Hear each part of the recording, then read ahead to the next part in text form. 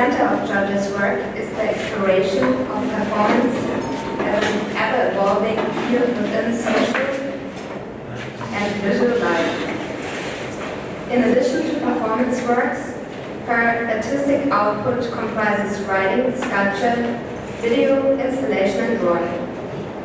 Most of her work is influenced from the ongoing engagement in political movements and struggles on the issues of autonomy, empowerment, and self-organization. She was a participant artist at Documenta 14 in Athens and Kassel, and her first institutional Solo ran under the title Mona Lisa Effect at Kunsthalle Basel over the spring of 2014. Her work has been included in group exhibitions at the Sculpture Center, the KW Institute for Contemporary Art in Berlin, and the Museum of Modern Art Warsaw, among many others, and she was part of the Whitney Biennial in 2011. 12. Excuse me. Georgia Sagri holds a cello diploma, a BA from the School of Fine Arts in Athens, and an MFA from Columbia University, New York City. From 2016 until 2019, she was the visiting professor of performance at ZHDK Zurich, Switzerland, in the Art and Media department. She was recently appointed to create and run the first and new performance studio at the School of Fine Arts in Athens. Congratulations. Georgia, we are very happy to have you here with us tonight.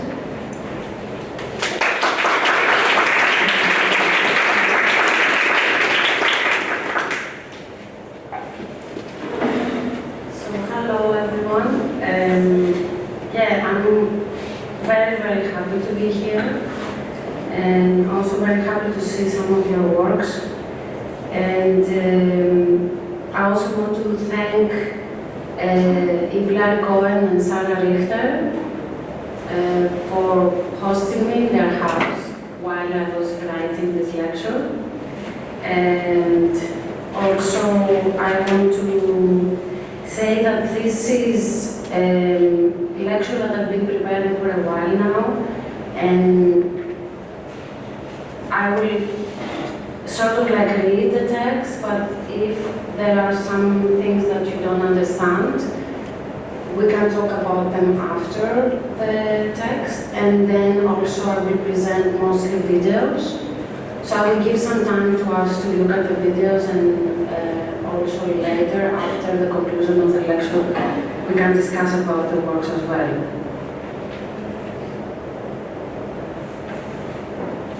I'm going to start my presentation with the piece Polytechnic.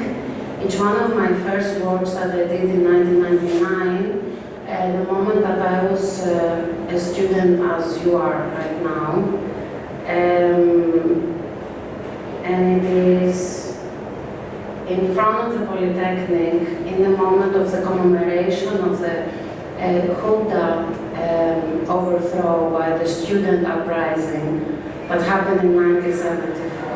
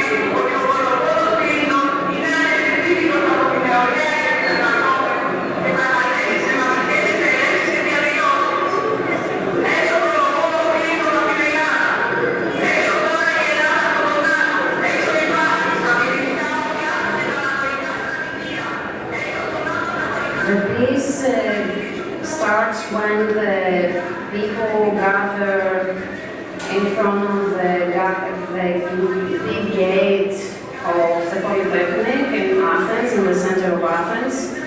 And there are many agents, the political agents that they are in front of the gate to commemorate the overthrow of Junta of 1974. There are politicians, there are students, there are many different agents. And I'm also there. In that sense, the piece is also there to do something else in the correspondence of the political commemoration of this moment, 17th of November 1974, where the tanks of the military regime went through the gate of the Polytechnic, the university, and killed more than 10 students, that they were literally hanging on the gates. The piece is made in 1999 and is one of the first pieces I did in public space in the center of Athens, in the city. I was born. And during that time I was also, I think, 7 years in the School of Fine Arts in Athens, while also attending music, theory and cello practice for a couple of years already. So action is a vital principle of drama. The word drama comes from the verb thro, that in Greek means to do, to act.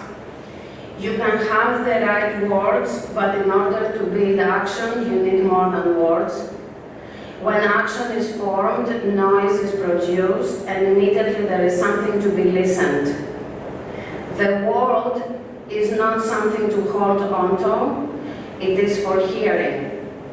The world, life itself, is noise, tunes, rhythms and patterns of signs, sense recognized and repeated, pigments of waves and vibrations in relation, constantly composed with something that it was before and will be after. Memory is revealed to us through a constant, audible, vibrant mass in the listening of nowness.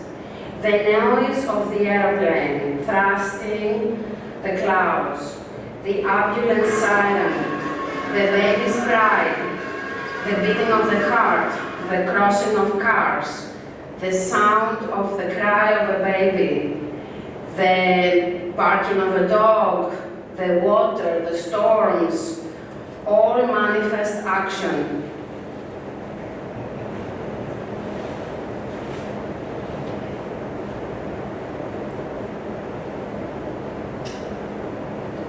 Human and non-human. The world, this mass of energy, this constant hearing, is also a reminder that we are part of a larger composition of others' existence, actions and decisions, exposed amongst noises of ourselves and of others. We declare to each other coexistence. It is impossible to act only by perceiving the character's image. You need to provide context, location, what this character is capable of, the content, the motivations for each and every of the actions, and the length of it all. Music, as an autonomous production, is a very recent invention. Even as later as 18th century, it was effectively submerged within a larger totality.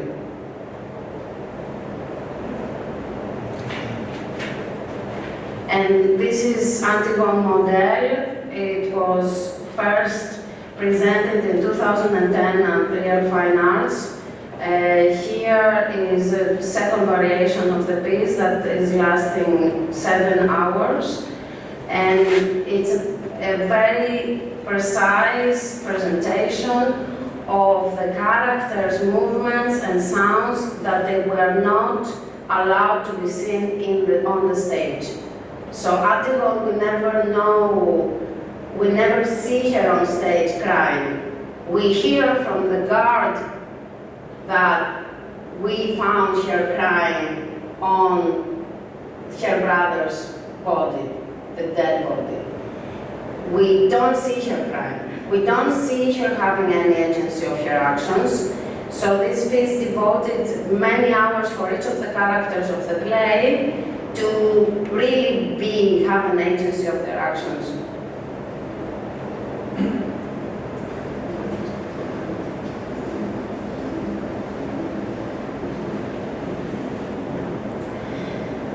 So music as an autonomous production is a recent invention. Even as later as 18th century, it was effectively submerged within a larger totality. Similarly to all the rest of the arts, theater, music, and dance, we are interconnected and part of a large scheme of participation within the significant points of the social, communal, and everyday calendar. They were not perceived as an individual expression. They were making purposes of togetherness, where each one expressed through ceremonies, rituals, transmitting, communicating, and sharing knowledge, stories, and information through movement and oral narration at the moment of their praxis, at the moment of action.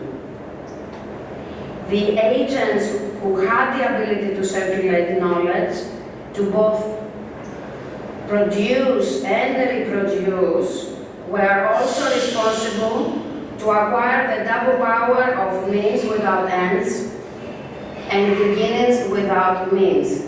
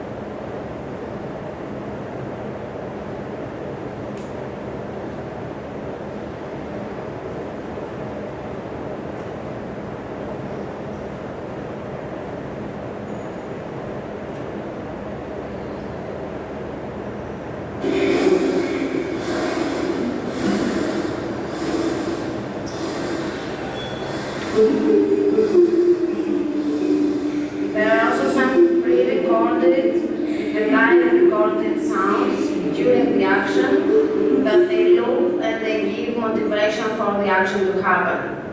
There is nothing pre-recorded in a studio and then brought in the performance. Everything is produced during the action, during the performance.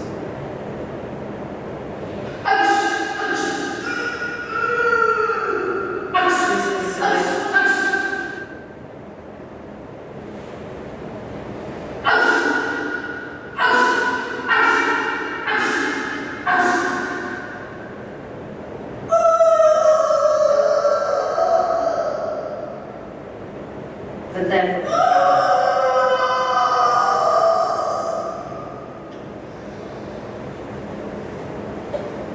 So this double state of means without ends and beginnings without means slowly became an alchemic taboo that it will stay omnipresent, compromise to what we now call class. Yeah. We will talk about it after Can the... you just say it again? So, the agents who had the ability to circulate knowledge had both the double acquiredness of produce and reproduce, and they were responsible for the power of means without ends and beginnings without means. This double state, this double force, this double power became an alchemic taboo that it will stay omnipresent compromise to what we call class. Now that the world is here to provide thirst and lack of meaning, and information is eaten and digested at full speed, technologies of the body, new numeric, algorithmic, and statistic understandings of the natural and the human existence transform our perception of time, space, and action. The background music acts as an antidepressant and provides a sense of relaxation and safety. The constant presence of soundtracks during daily activities turn noise into neediness to soundproof the surrounding. Self-policing is inevitable. Our own actions become unbearable in the endless criminalization of noise. Every voice, emotion, word that doesn't sound right, the simple disturbance, discomfort, and pain are excluded. Wherever is music, there is money. Every action is perceived as sound that needs to be refined and composed. Actions turn into commodities that should be either exchanged or suppressed.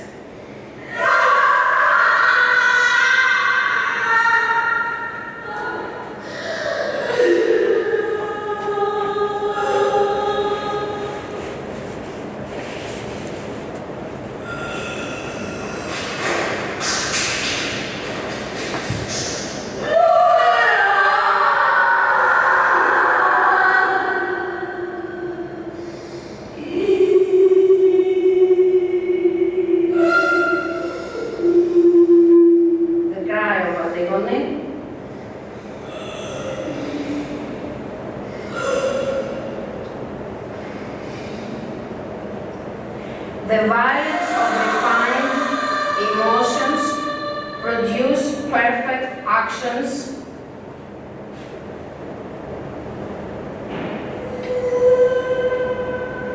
Always coming from someone else, are seen by someone else, and they need to become mine when they are sold to me, given to me in perfection. Ready-made actions circulate constantly, edited and composed. When we act, it feels like we are in reenactment. We execute actions as feedback of exchange from all general, all to circuit, all to all circuit. But no one can doubt about the existence of man, except man himself. Because outside of existence, there is nobody. Man exists. There is no question about whether life is worth the trouble to be lived.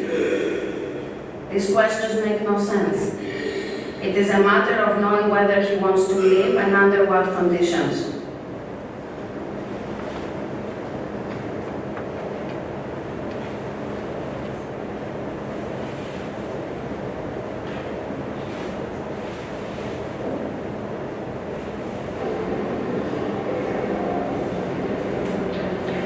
This is the piece Square, the sculpture Square, and the performance Invisible Ones, perceived in 2007 and 2008, and now it's performed, what you see, in the School of Fine Arts in Athens in 2018. This time the sound is pre-recorded And of course, the movement is activated through the sound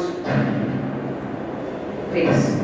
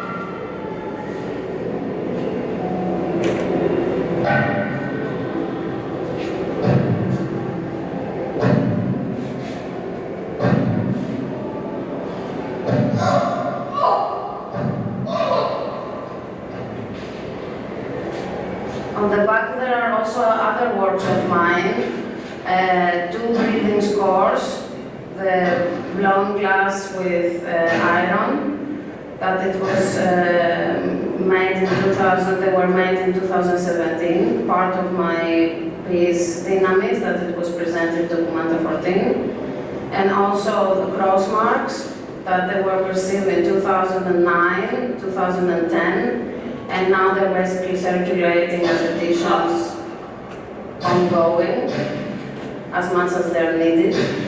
And then the drawings, it's a part of like an ongoing process. I'm always doing drawings. So there are some drawings also of mine there on the wall, together with the performance piece. And also the sign pieces, different chronologies of text that I have written and transformed into signs.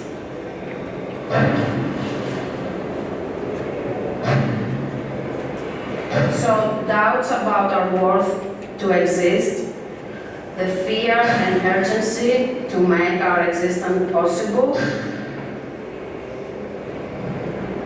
make us abandon any kind of ethics. This urgency to survive is so well composed that surpass the comfort of belonging, the class struggle, and the grounding imperative of pleasure. We are here free only through free market. We are here to establish the world, which is a work of our own making, reenacted via our own exchanges and only. If God is dead, everything is permitted. This is from Fyodor Dostoevsky, the brother Karamazov, is the motto of our generation of absolute capitalism, private or state. In order for the universe of revolutionary values to arise, a movement must create them in revolt and hope. For Marxists, this movement is so essential that if an intellectual or a bourgeois also claims to want revolution, they distrust him. They think it is only from the outside, the abstract recognition that the intellectual, the artist, the bourgeois can adhere to these values, which he himself has not set up. On the contrary, now conflict between class and living conditions are muted under the imperative comfort of the freedom the free market provides, and no one, as we are all free in the face of free market, could identify as the one to be completely and purely oppressed enough to act. Both Marxist and neoliberal agree on that. Left and right-wing ideologies agree on that. Agree on the existence of an outside force that will be responsible of the course of history, that we will need to act according to it. Of course, there is no such thing as a force. The only force that moves everything right now is capitalism, obviously. We live in the end of ideologies, and this is why, as any of our actions, the political actions seem out of sync. Financial capitalism has also given choices of identities and many lifestyle excuses. The precarious, the neoliberal corporate freak, the elitist politician, the political artist, the state-funded researcher. The list is endless. Everyone can select from. The struggle is for survival's sake, and fight has turned to money making for the sake of money making, a creative process. In order for life to sound right, it needs to be coded and turned into sound. But sound cannot simply be. Music, either written or programmed, is an execution of composition, and composition such as authorship. Notation is representation. Score puts life in order and sets rules of production to reproduction's flow. The search of harmony, the commitment to precision in execution becomes itself a form of measurement and representation in simulacra of continuous order in exchange. Music remained the same in the village, the marketplace, and the courts of the lords throughout the Middle Ages. In 14th century, everything changed. Church music became secularized and autonomous from the chant. It started to use increasing number of instruments, incorporated popular melodies. Within 3 centuries, from 14th to the 16th, the courts had banished the jongleur, the joker, the voice of the people, and no longer listened to anything but scored music performed by salaried musicians, made within the territories of the palace and the church. Power had taken hold, becoming hierarchical and distant. A shift in vocabulary confirms this mutation. The term joker, jongleur, was no longer used to designate a musician, but rather the ministrel, or menestriel, also ministrel, from the Latin ministerialis, functionary. So, in a way, no, we're kind of functionaries too, in one another way. Let's see what we can do about it. It is striking how in sync the instrumentalization of noise and the program of the witch hunts took place in Central Europe and the Americas, here in the US. For more than 2 centuries, traditions and myths closely related to admiration of nature and the feminine circles of life, transformation, which is birth, death, rebirth. There's no birth, death, that's it, bye-bye. Shared within the communal calendar of the people, were burned, vanished, and forgotten. The noise of the dancing, the noise of the laughing, the noise of the crying, the noise of the healing were present at the moment of action.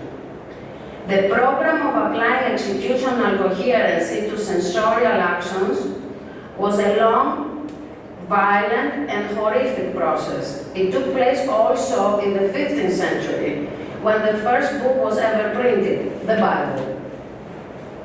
That was the first book that was ever printed, the Bible. For Puritans in England and in the Americas, the Bible became literally the ruling script, the scenario, the big scenario, to be executed word by word in daily life. Bible became also the scenario of the everyday, similar to the score that was executed by the paid functionary musician of the 14th century, who was trained endlessly to follow only permitted codes within the ruling spaces of the palace and the church. The people followed the rules of the Bible like a score. The palace, the church, the court, as well as the theater, imply an inscribed score of actions, duration of behaviors, and their mannerism, activated from the ruling figures, the priest, the judge, the actor, everyone else. We are transmitted to them the score, the ruling score.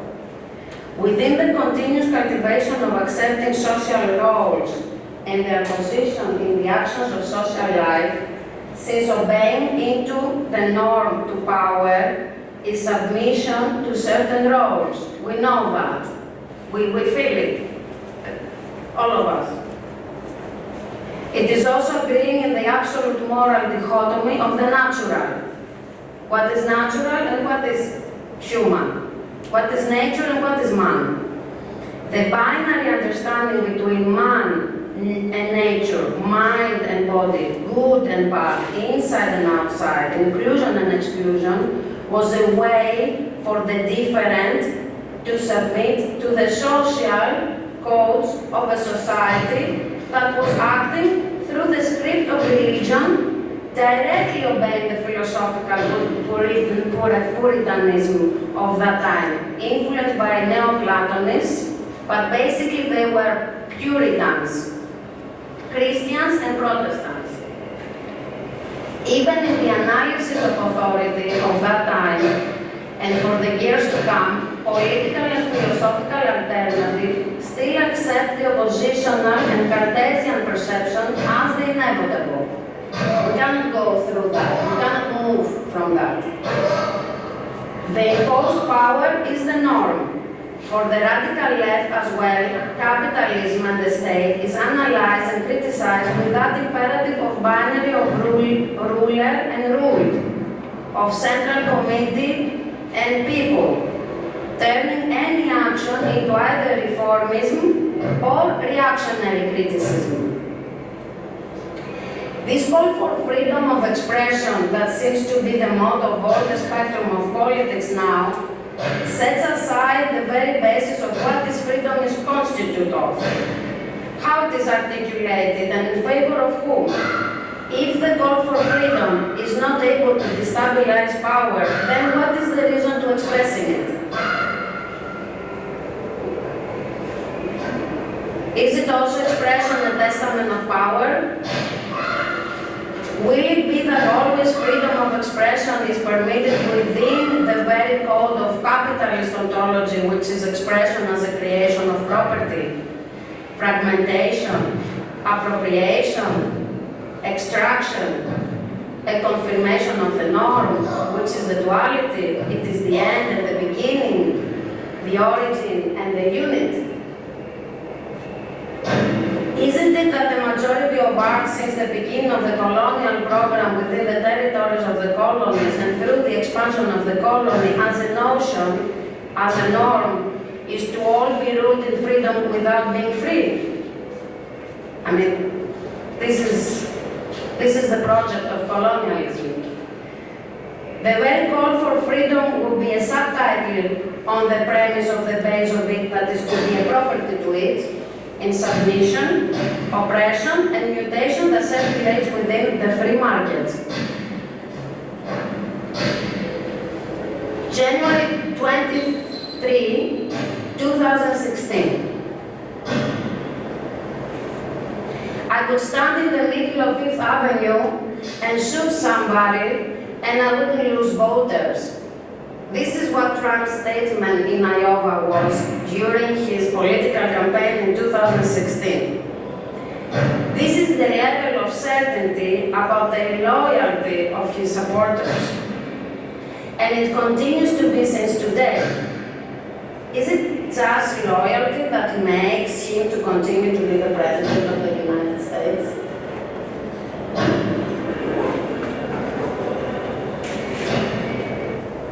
The apparatus of drama was invented way before the ghettos, way before the prisons, way before the clinics. It was invented in the 6th century BC in Athens, Greece, in parallel to the creation of democracy, which marked the establishment of a ruling group by the people, demos, to the kratos. kratos, democracy. Both democracy and drama are manifested in the acoustics of the amphitheater itself, the first theater ever built, located at Argolida, part of the Peloponnesian area in Greece. It is one of the buildings included in the sanctuary of Asclepios at Epidavros, one of the most important healing centers during the ancient times. Asclepios possessed healing powers that he received from his father, Apollo. His mother was Coronida, who was human, and that will make him a bridge between the mortal and the immortal world of gods and humans. Asclepius was a transhuman, so to speak. In its high success, the area of Epidavros was a place of reference for people all over Greece and corresponded to most of the major healing centers and temples in the entirety of the Mediterranean and the Middle East. The area provided springs, baths, athletic venues, as well as shops where idols were made. The Temple of Apollo, the houses of the priests, and of course, the amphitheater. Bathing was one of the core treatments of the sanctuary, and healing processes included offerings, singing, and extraction of body fluids: sweat, shit, tears, spit, pee, sperm, blood. The amphitheater was there to attract the aristocracy and entertain the people. The whole complex and the community of the temple received state sponsorship and support during the theater festivals. The theater was part of the temple, and both were part of the state, mutually supporting each other through the ruling system of democracy. Even the term catharsis, which is a theater term, derives from the releasing of illness directly taken from the sanctuaries of Asclepios. But what kind of virus and sickness the citizens of Athens were releasing in the theater? The acoustics of the theater is as imposing as the background music of a mall. It makes the audience to feel equal amongst unequals and free amongst unfrees. It is an engineering where the people can fully listen in perfect detail the actor's actions, but they cannot be heard. It is a complete propaganda of the state to the people, the voters, and those who establish democracy by their presence, the aristocracy. It is a symbolic recognition and acceptance of the roles of those who give power to be executed from those who represent them. Both sides are in agreement to participate and submit to the form of this recognition. The genius of the acoustics of the amphitheater is based on its design and form. Its shape allows the best listening, but also allows the spectator to submit to his presence within the construction of this illusion of belonging, security, and as part of a whole, at the same time loses his voice and submits to the basis of democracy, which is representation through releasing your own power through this whole sense of belonging. The security is also connected to the safety that both institutions of health and religion were providing in the buildings complex of Epidavros. The performance of the theater was also the extension of the state's performance. State has created the theater within the institutions that supports it. That's the belief system of that time, the religion and the health institution that were also mutually supporting each other, given the fact that the ceremonies of healing were also executed by the priests of the temple. In the peripheries of all of this were the slaves, the women. They are absent from the theater exactly as they are absent from the city, the demos. Without any presence, they have no identity. There was no context for them to have agency of their actions. They had no voice, no participation to the public, so they didn't really exist, the embodied negative dialectics. as they constantly provided surplus representation again and again through their exclusion, but also through their care labor in the house and their effort labor at the land.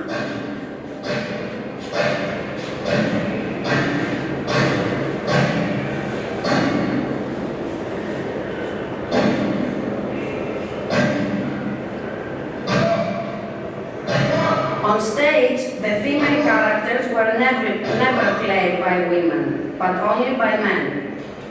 The citizens, represented by the chorus, were a group of many expressing the opinion of the democratic majority. They had, though, one unified voice and one common movement. The slaves and the women, on the other hand, were not allowed to be on the street, to be seen, because they were state property for pleasure caretakers of the house and the land. Their actions were given to them as the enactments of their masters. They were provided to them as scores. So they didn't really ask for authorship and credibility of their work or their words, because they were executors and their actions were their master's property.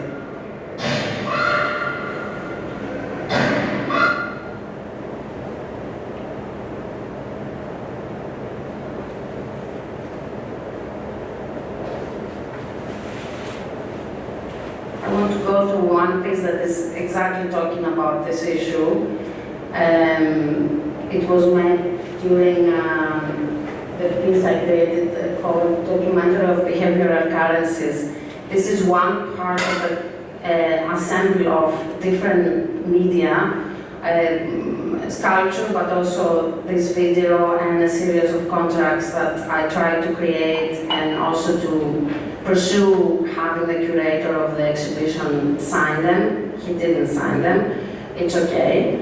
And this is one video that was not able to be shown in the exhibition during Manifesta, but it was shown in an artisan space in Zurich, and then when it was shown in the artisan space, they decided to show it also in the exhibition. So it's kind of like this ongoing negotiation of if I'm able to show this piece or not. In the end, it was shown, but it took a while for them to actually say they're okay.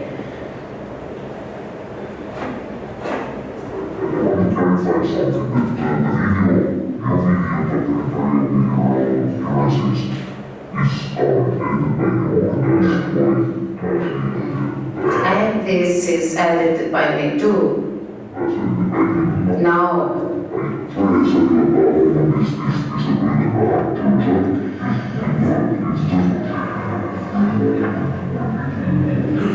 Yes, and I said that we are going to both do this. Both we are going to do this piece. This piece, your video.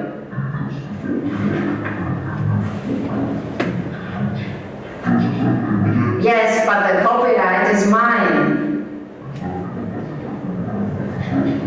Mm-hmm.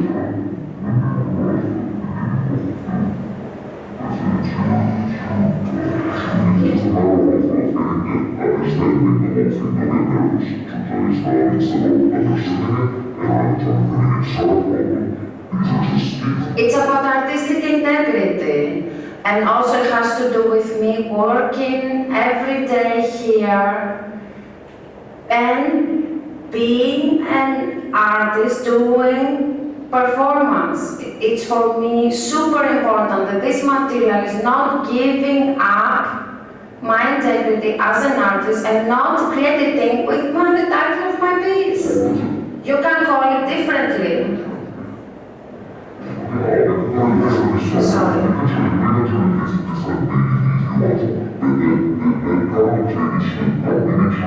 So you should write the way that I wrote from the first agreement with Christian. You should write Georgia Sagri as an actress. You can just put that and then we end the whole discussion. Underpaid actress, but it's fine. I can put just Georgia Sagri as an actress. And these things these things that you think, let's find a daddy now, are very important things. And it cannot happen in like 20 minutes or like 1 minute. And the reason that I'm maneuvering into this like fish in a way is because, no, I want to have it said, but in order to have it said in the best possible way and to actually, the work is not, becoming just a thing that we just like present. It is important for me as an artist to be able to, first of all, analyze with you the process. I cannot do that with the curator because he's on his own planet, but at least I can do it with you, so we are able, yes, but it cannot happen in the context of bureaucracy, of like write an agreement. I think it's not of just thinking about how we feel in your case, Yes, in my case, what I'm trying to point out is that I'm very aware that an artist is not a role.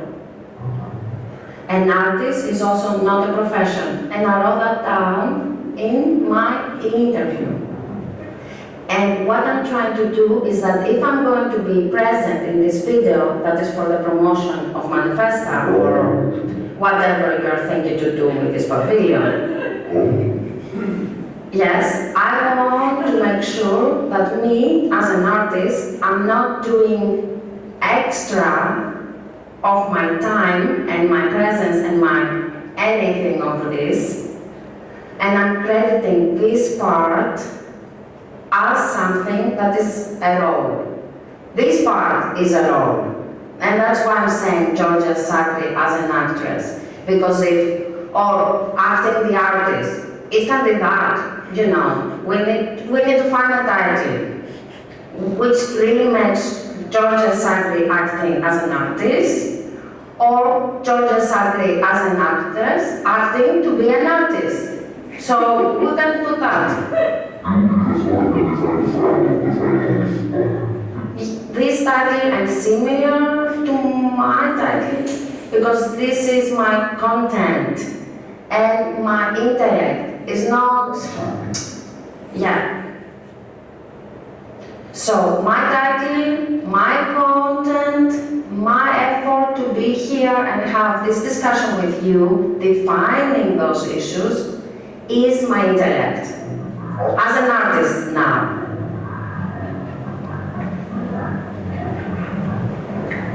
I mean, the filmmaker has the credit of filmmaking, but the credit of the piece, which is the title and my intellect, right now convince you to do this, it is my artistic practice.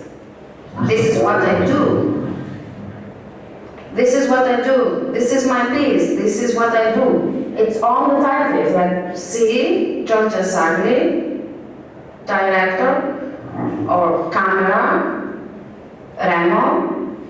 That's it. And then you go to the footage. Yes. We will see camera, editing, or whatever we decide.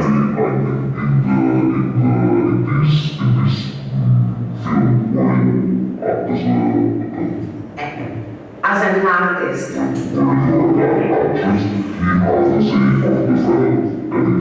I also have the same because I'm also, it's reciprocal.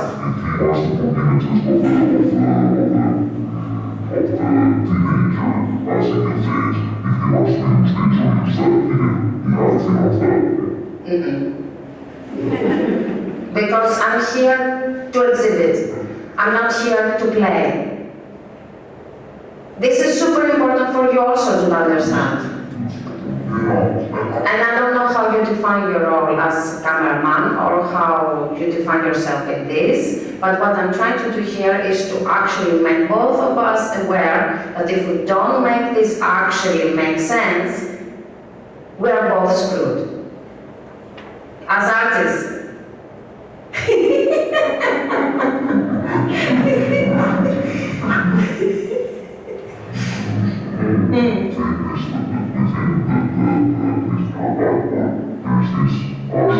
This is into the middle.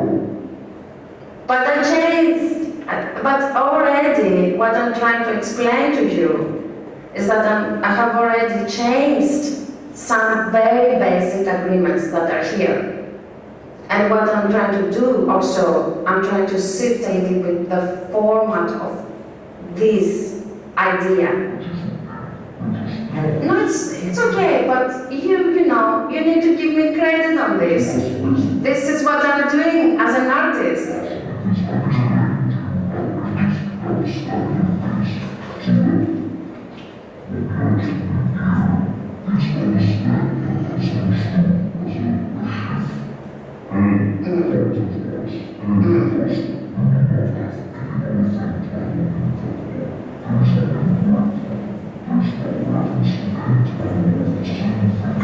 Yes, the thing is that on my interview that I'm doing right now for the catalog, this is the reason I wanted to have a voice in the catalog, exactly because of this.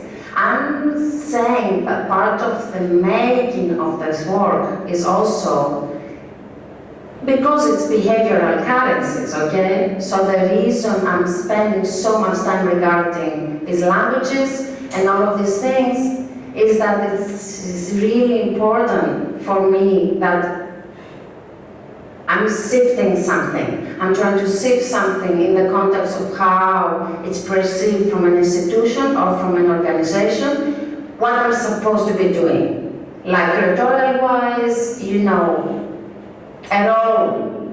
It's not a role. I'm a person, you know?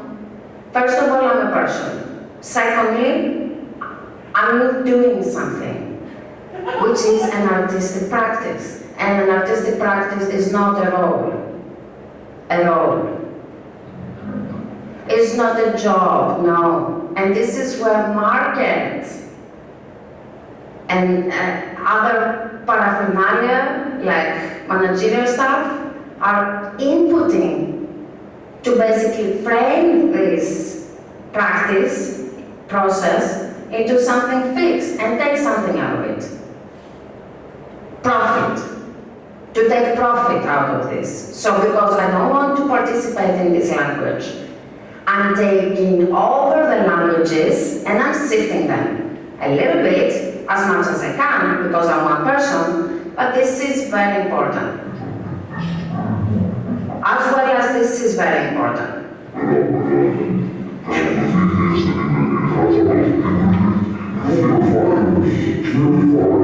Because I have in my heart. It's just that it's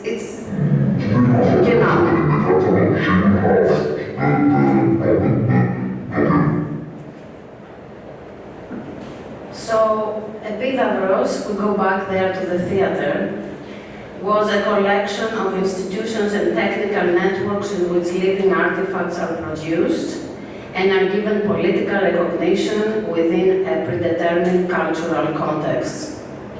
Those practices of discipline share similarities with what is referred to as biopolitics and what we tend to call as pharmaco-military regimes now, in the 21st century. Yes, certainly. We have come to a new understanding of space and time and the body, but also of the production of power and the subject, but we haven't arrived to any different understanding about freedom and the destruction of power as such. I could stand in the middle of Fifth Avenue and shoot somebody and I wouldn't lose voters. What does this statement mean, really? To kill a man on the street is a murder. That's for sure. But to commit murder and still be a president, it means you are an oligarch, a tyrant, and a dictator. What an oxymoron. During the revolutions of the past, artists, activists, political figures, including presidents, were murdered. Now presidents threaten to murder the people who they represent. To vote for a person who even commits a crime is not just loyalty. It is silencing. Democracy was invited to silence some parts of the society and bring some to power. But it seems that now society is ready not only to accept that and act upon it, but to submit to it as an unavoidable evil. There is a need of a recognition of defeat in order to revolt. There is a need of recognition of pain for someone to ask for help. If we are pretending endlessly that everything is okay, that we are ready to find solutions, when we believe that we haven't done any mistakes personally and socially, there is no way to transform what is going on. Society mimics itself, represents and repeats itself instead of letting us live. There is so much pain, so much of humiliation, so much extraction, and we're still waiting for the warmth of the wholeness of the theater and representative politics to provide us safety and voice that we are not responsible for. It is not about making demands or asking for someone to resign or drop out from an exhibition, for example, that happened very recently, and we can talk about it after in our conversation, that will solve this ontological blockage of giving up the political responsibility of our own actions. It is the way we were taught, willingly or with violence, what freedom is. If every man is free, he cannot will himself free. Likewise, the objection will be raised that he can will nothing from another since he is free in all circumstances. Men are always disclosing being, something is always happening in the world, and in the movement of keeping distance, can one not consider the different transformations with detached joy or find reasons for acting? No solution is worse than any other. Let's call this contemporary symptom aesthetic attitude. Because the one who adopts it claims to have no other relation with the world than that of detached contemplation, an attitude of despair, fear, anxiety that it is noticed historically when there is confusion, crisis, political discouragement, ethical withdrawal, during extreme totalitarian paradigms as we live in today, when the noise of the action is gone, the interior of the body is becoming cold, speculative, scientifically categorized and named. It becomes more sci-fi than the deep unknown of the oceans that still remain more unknown than the Mars. The natural resources of the south part of the planet provides the luxuries and the power of the north. South and north exist everywhere, in our relationships, in our interactions, the fragmentation of the earth through the trafficking of resources, bodies, organs, and people in the name of the economic political tyranny that has transformed our way of understanding power. There is only dichotomy. Man is not only creating the world, he also creates his own existence as such in the name of power of representation. The performative body of today is the pharmacon, the medicine. The amphitheater is the body, accepting power again and again. Drugs are occupying our bodies with the force of the most powerful military regime that humankind has ever experienced, an absolute biological occupation of our bodies.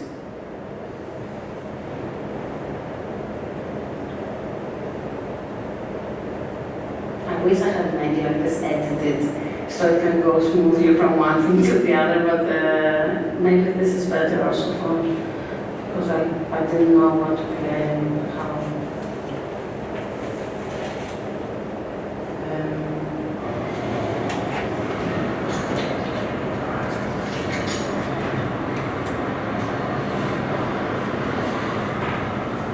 But only the freedom of others keeps each one of us from hardening in the absurdity of practicity. Each one of our revolts, needs, hopes, rejections, and desires are active processes of freedom, and that cannot be achieved if we believe that we are already free.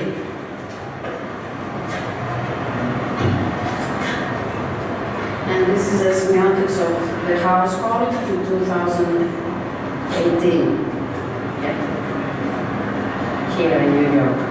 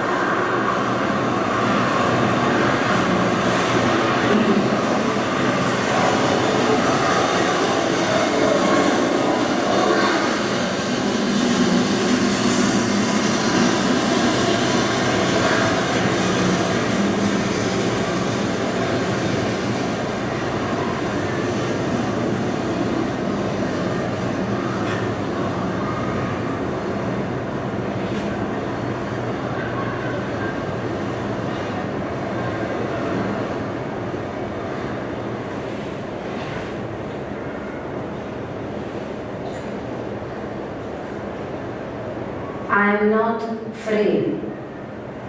Performance is an anti-discipline medium of empowerment. I jump in the wound, learn from pain, find my way to language, assembly, gather together, speak, unlearn and listen, organize life with others. Revolutionary animism is commitment to respect the unique conditions of all, visible and invisible, their actions and noises. Hear my insides, the scream sense of the world, be more sensitive, and I won't always try to understand. I will be part of the world. Anarchy, anarchia, means without beginning, without origin. It is an unbound ontology of time. It has nothing to do with rulers or no rulers. I will practice that, be aware of it. There is no beginning, so there is also no end. There is no project. There is an endless participation and appreciation of what is around. To be hyper means to play with the unity of the aesthetic object, my own limitations and distances, so I'm able to feel and think and come closer to another. I will go beyond the double, act upon the breaking of its dichotomy with uncertainty, curiosity, and be adventurous. The one will double, the two double, triple, and multiply, reflect as a crystal. This is me, and this is what I do. And well, what I want is to continue practice.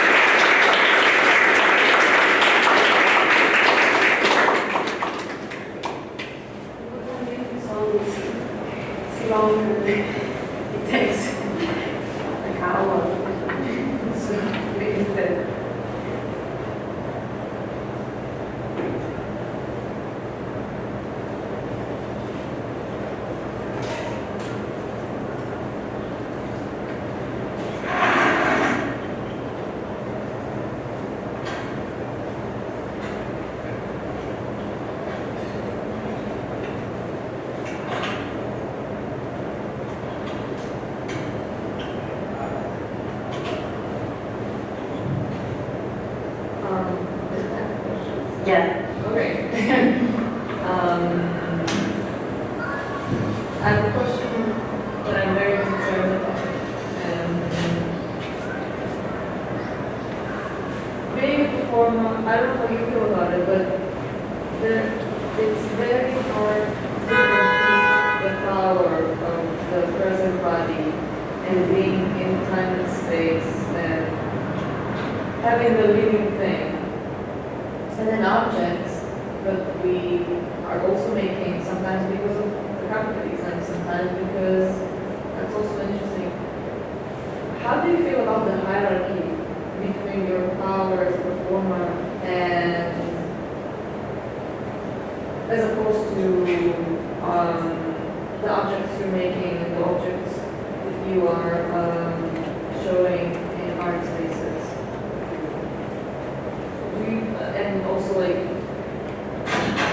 is there this emptiness that is left in the space when you are not there performing? I guess it's a hard question. So the question is, how do I feel about the power of my body and the power of the objects that I make?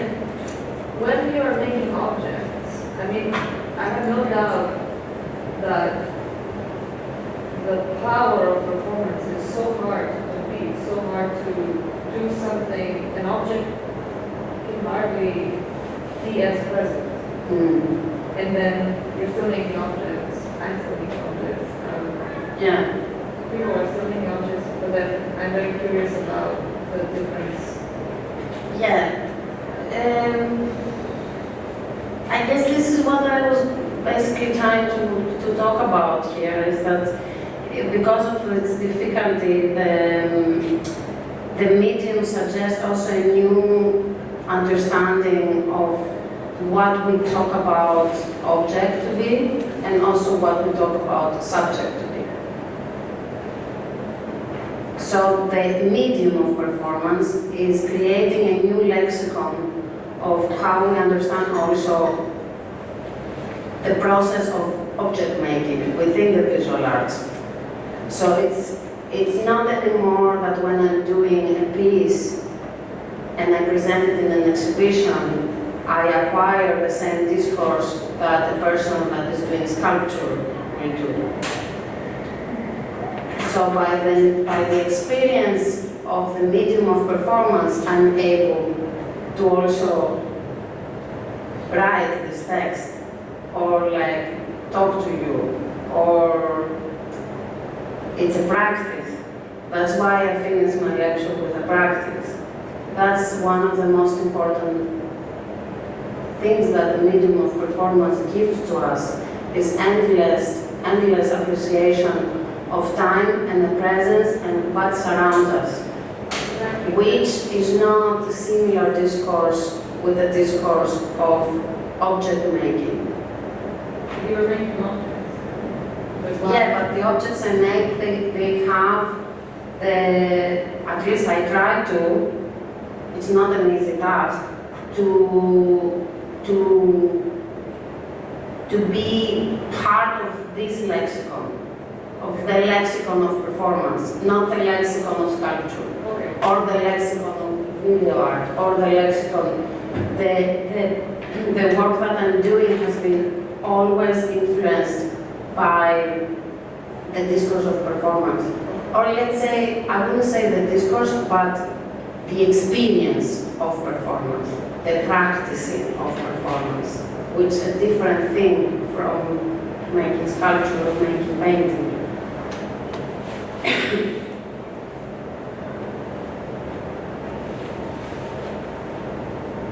How does that change the viewership of these objects? Slowly. It's something that you learn to do, and then also the viewers learn to view it in a different way. It's not that everything happens at the same time.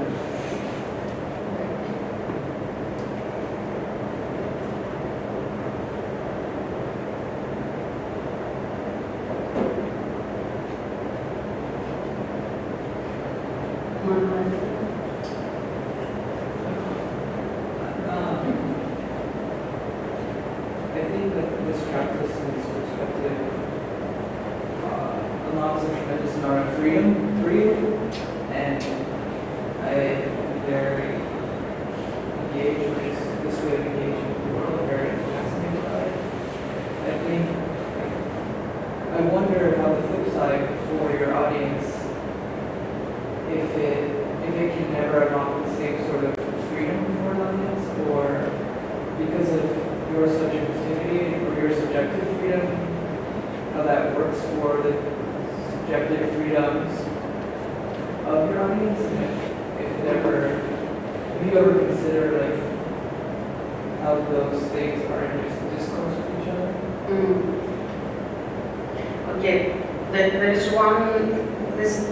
first of all, it's very important to understand that the work is made by me, but it's not me then.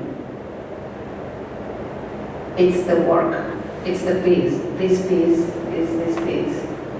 So it has these movements, it has this repetition, it has an execution that has to be made in that way.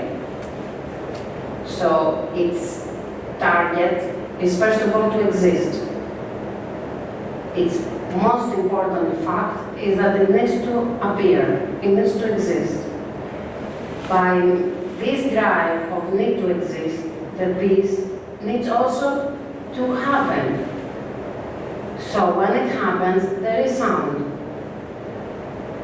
And when there is sound, in that sense of the action, the way that I said before about noise, not composed sound, that is music. That's why it has this kind of looping and it always looks kind of different. It needs to cooperate, coexist with what is surrounding it. that's why it happens in this way, and that's why also it happens in such long duration, in that sense that it needs to be heard in different parallel soundings that exist on the street. So the audience, the way that you say audience, is very, it's oriented language from the realm of spectacle, from the realm of theater, which I was talking about, which in my opinion, I try in a way to depart from. Performance is not performing arts. It's a medium of visual arts. It's an undisciplined medium of visual arts, but that doesn't mean that it's not visual arts. So basically what I do here is this piece. I don't do myself. I do semiotics of the household. This is the piece called semiotics of the household. This is the repetition of it, the unfolding of the bag, of taking out the clothes.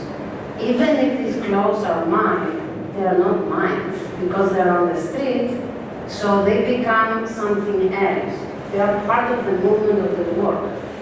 So the questions of freedom in regard to if I'm free, I said that I'm not. So that's clear already. I'm not free when I'm doing the performance.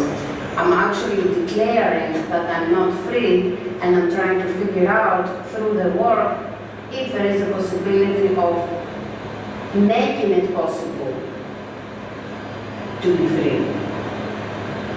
But that's an overall kind of thinking modus operandi of my kind of practice. It's not part of the script of this piece, of this particular work.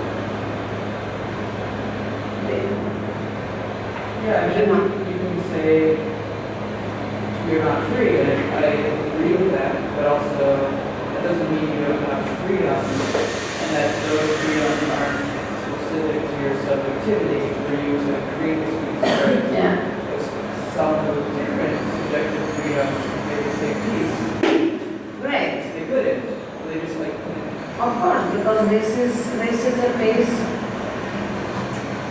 called Semiotics of the Household. It's a performance piece made in New York in November 2018 by Sagri. But if I wasn't talking to you right now in front of you, you wouldn't know that this is Sagri. You know what I'm saying? All of this is a kind of moves into speculation. Also, moving into speculation of analyzing an artwork goes into psychology. And a piece is not made for psychology reasons. A piece, first of all, is meant to exist, to appear. That's one of the first things. And then opens up to the work. By opening up to the work, you can take so many different meanings, so many different aspects, and we can reflect on it. That's the importance of making a piece. Even if this piece is inside here, or even if it's on the street, if it's public, it's public. Meaning that it doesn't have a closed circuit of strategies that make the viewer assume that everything is resolved for him. That's, for me, an important aspect. Also in the pieces, most of the times, we are viewers ourselves, meaning in the performance, we are viewing while we're doing the piece. We are viewing internally the work. We are hearing it. And we act upon what happens. So, it requires quite an expansive hearing as well. The movement doesn't happen with a sense of like choreography, as we say, like in the dance discourse. It has elements that they form themselves within the coexistence of all the other movements that happen in this moment of the street. But that's core of the score.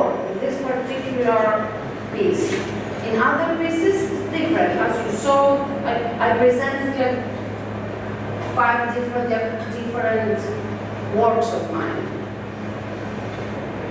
They have different aspects, different elements.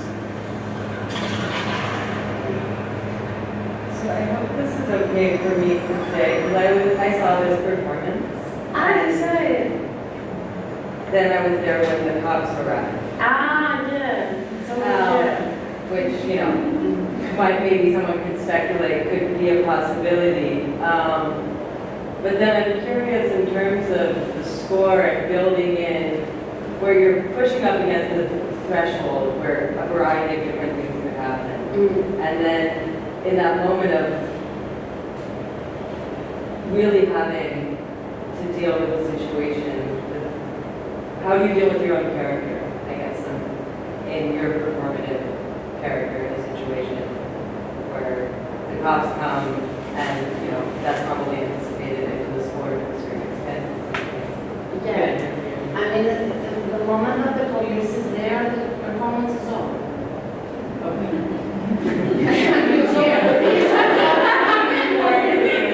It was already finished. It's just that, you know, it was already finished. That's why I wanted to show you a little bit of the video, because it's also the first time that I'm showing it like in that kind of way, like in my big screen like that. So here you see it's almost like an evening. Already there are 2 hours of past while this was going on. And this is kind of the overture. It's closing slowly, leaving the location. Fades out, let's say. This is the fading out. And you know, you see the sirens, you know, the police. But already the good part, good in that sense that it didn't, the police didn't really interfere into the piece, because the piece was not about the police. The piece was happening, and by existing there, people took it seriously. There are a lot of serious people in this world, you know, that they take things very seriously. So they try as much as possible to, you know, to put us in control, to put us like on a good path. So the moment that basically the work finished, the police arrived. I can't be honest. So this is not performance now. It's clear that I cannot be arrested because, you know, I'm not an American citizen, but also like I have a whole record of like not being very happy with the police. So you know, so it's an art performance. and no one should be arrested anyway. There's no reason for anyone to be arrested for any reason, you know. I think that's completely absurd.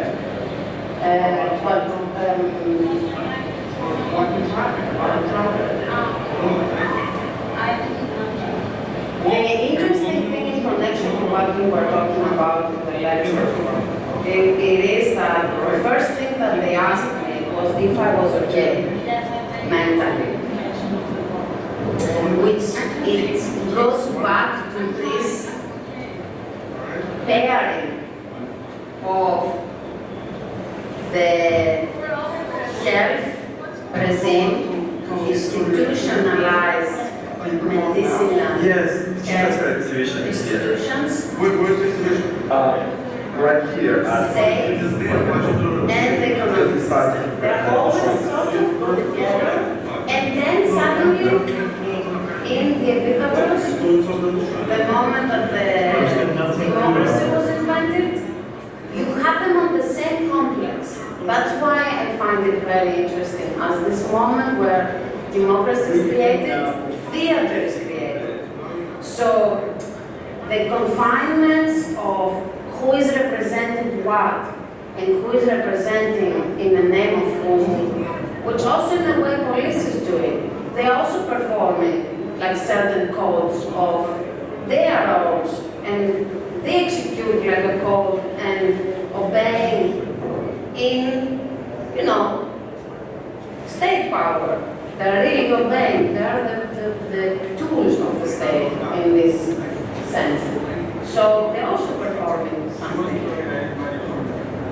But in this case, in my opinion, they have a certain stage and they have a certain role. They are the theater. This is the theater for me. All of this is theater. And what we try to do is find a little crack into living. And then we call that performance. Okay. Some people call it performance, other people call it party. Other people call it, you know, but there are some cracks still that we can allow, you know, we can allow a bit of a breath of our own. This is what I think that performance in that sense as a medium, in my opinion, is so important and relevant right now because of that. Because it reminds us that we don't need to represent in order to exist.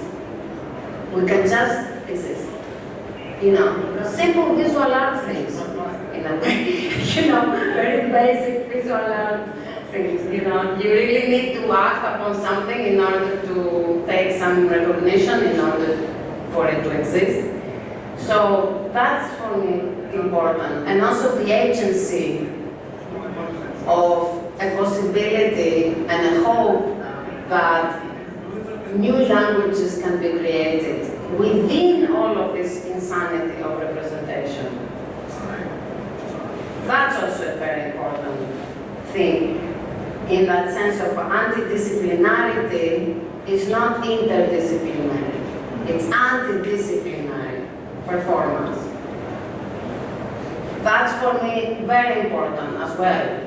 It's not that I'm like mingling things and I'm like, you know, I'm really tired of them. That's why I'm able to unravel all of this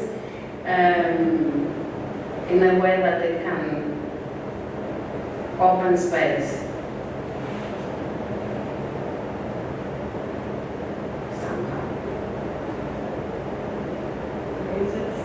Economy, what was the third thing in that trifecta that you were saying? It's state, it's the institution of control, which is the state, capitalism, and health. Health institutions, the institutions of health, the clinic, you know, the clinic, the pharmacon, the pharmaco industry. The pharmaco industry is connected to the war machines, to the military industry. The military industry is helping the pharmaco industry. They are together. The whole economy, as we know it, is based on these two major institutions. And they support the states that we are supposedly voting. I don't know what's happening, but algorithmically maybe. But in any case, this is what I think it's very important for us to see the pairings and the connections, and how those pairings and connections, they are not just current, they are traditions and norms that they are embedded and embodied to us through a series of very programmatic and violent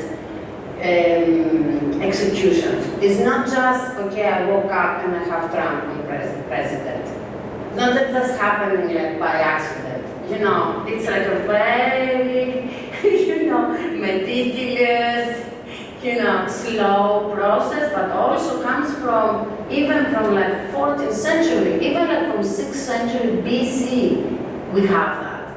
We want that. We want Trump, you know? Because if we have Trump, then we can just not do anything. We can relax, we can be free. You know, that's what I think is going on. So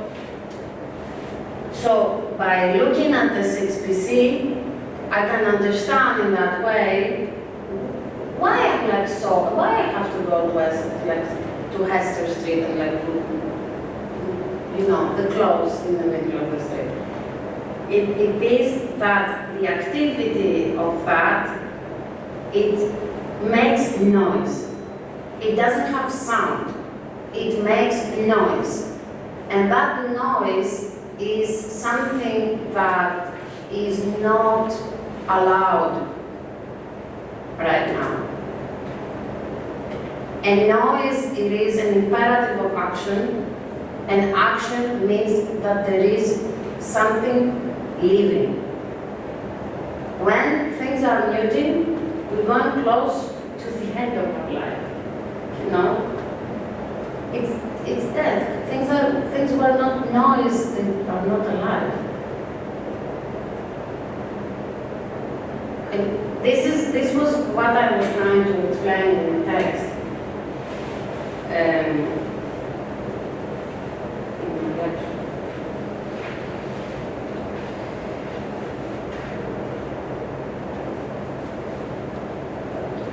Then of course, yeah, how you produce action. That's the reason that a lot of the performances that I try to make, they do real-time recording, because I already recognize that the body is within the symptom of mutation. So I need to record the movement in order to motivate the body to start acting again. Otherwise, it would be very difficult for it to follow. Because if I start walking right now, like in front of you, it doesn't feel to me that it's not my walking, you know what I'm saying? So I have to record it and make sure that I walk and walk and walk again, so I can find some kind of action that it will feel somehow mine, so I can share it. There's no other way that we can do action if it's not coming from ourselves. You know, that's the reason. This is like the pattern that I'm using. I'm using this pattern, but I feel that it's kind of like because I feel that because the actions for me are already symptomatic, are already reenactments, as I said before in the lecture.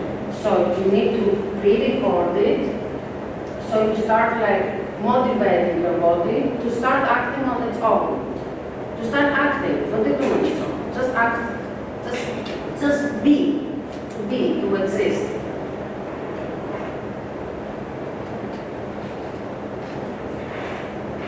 That's my point.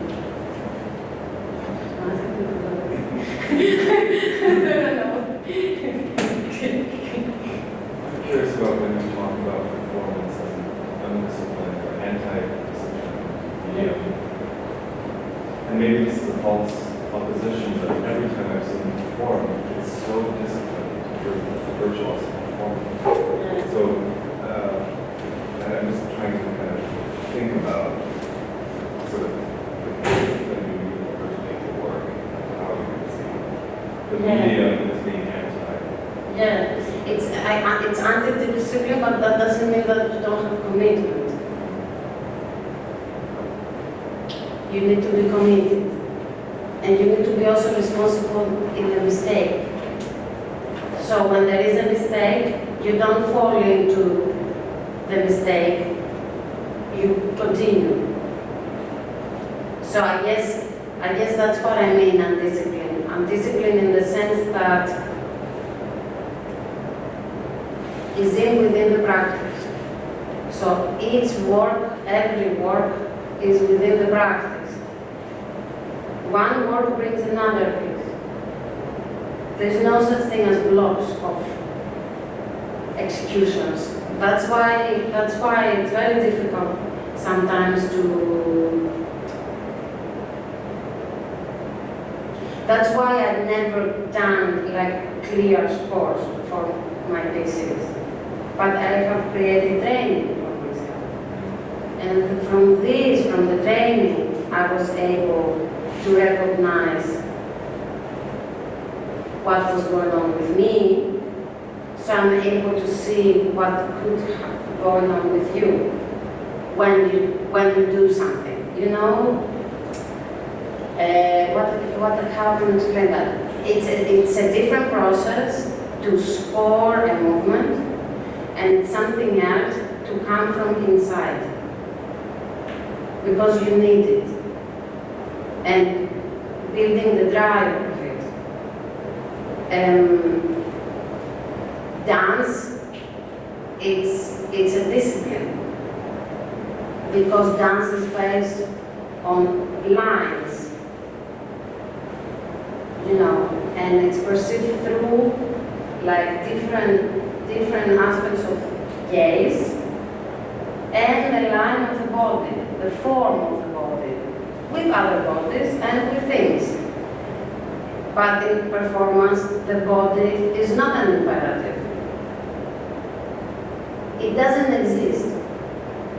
It's not there yet.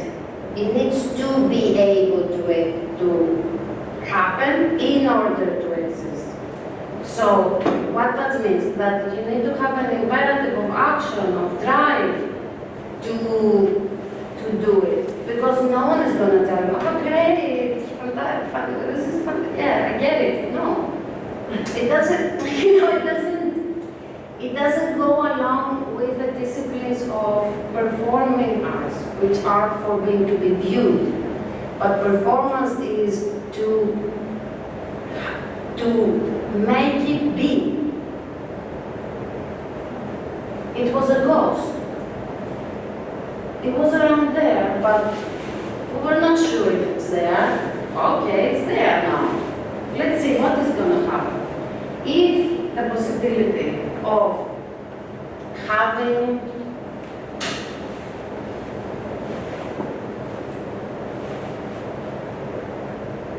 a medium in the visual arts that goes against this ruler and the ruling, like this dichotomy of inside and outside,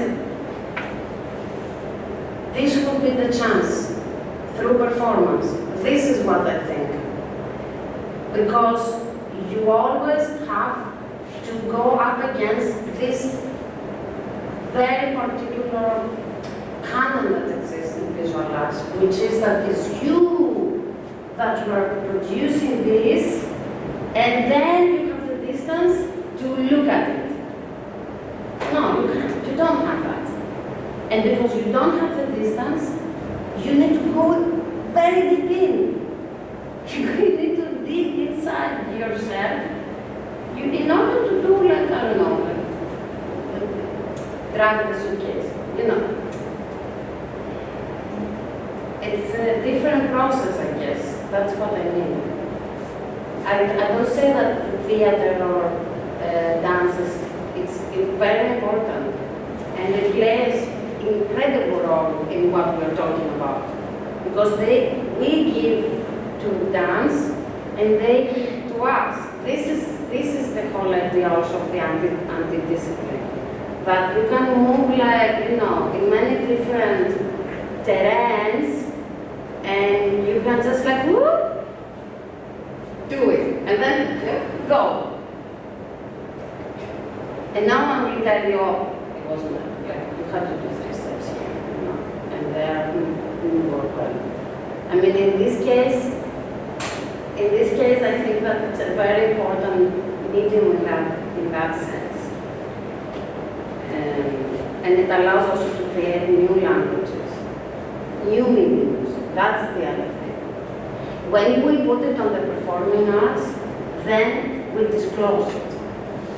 This is what I think. I think that we need to get even more crazy with it. So you don't have this, you know, oh, you know, you need to have the chairs, then we have to be here, and we start like, no. We can play crazy, yes. I think that we don't get so crazy, we get more onto refining it, making it more digestible. So that's what I mean when I said simplicity.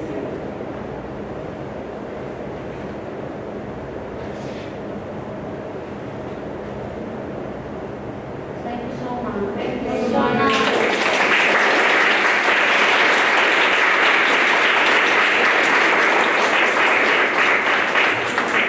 Before you all go, I just want to remind you that we have a lecture with Ronnie Cabedo next week, also on Wednesday, but it's uptown. It'll be in the email. If you can come uptown, that would be really awesome. It's going to end with a reception for the show that's going on in the Country Scotland Gallery downstairs where he has these. So it's sort of a with them. They're going to thank you.